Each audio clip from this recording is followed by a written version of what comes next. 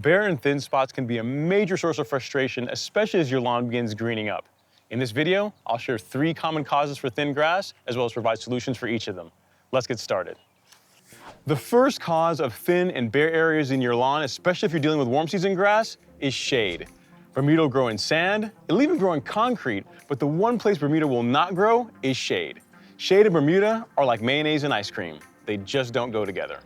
Now, certain warm season grasses like zoysia or other cool season grasses like fescue can do better in shaded areas, but all things being equal, all grass will do better with plenty of direct sunlight. Now, if the shade you're dealing with comes from trees or shrubs, then consider trimming them back. Anything you can do to raise or reduce the canopy is going to help the situation.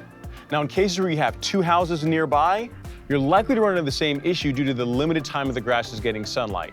Now, if this is a situation you're dealing with, I recommend considering a different grass type, or in more extreme cases, convert that area to a hardscape. Now, one thing I don't recommend doing as a way of fixing bare areas in warm season grass is throwing down grass seed. If you think about it, whatever the situation is that's causing the grass to be bare now is still gonna be there after we plant grass seed.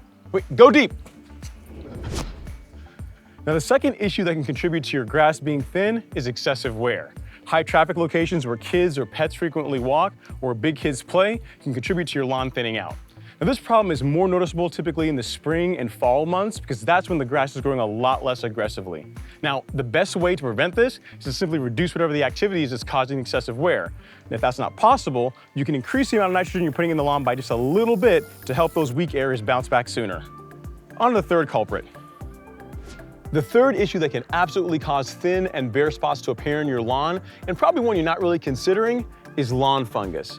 Now, depending on the type of fungus you're dealing with, the damage can range anywhere from discoloration in the lawn to entire spots being dead like what you see here. In my lawn, this particular fungus is called spring dead spot, and there's good news and bad news when it comes to this guy. The bad news is that by the time you see it, there's not a whole lot you can do about it. This fungus takes root in the fall and winter months, and again, by the time springtime rolls around and the entire lawn's greening up, you'll see this dead spot appear, and again, there's not a whole lot you can do about it other than waiting for the grass to grow in. The good news is that once we get more heat and daylight from the summer, this is gonna fill in with no problem and the lawn's gonna look great.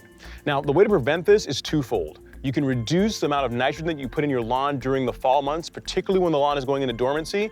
And the second is by applying a preventative fungicide, something like Headway G. Now, if you need some help picking out a fungicide for your lawn, depending on what kind of fungus you're dealing with, I have a video right here that you might find useful. Thank you so much for watching. I will see you in the next video.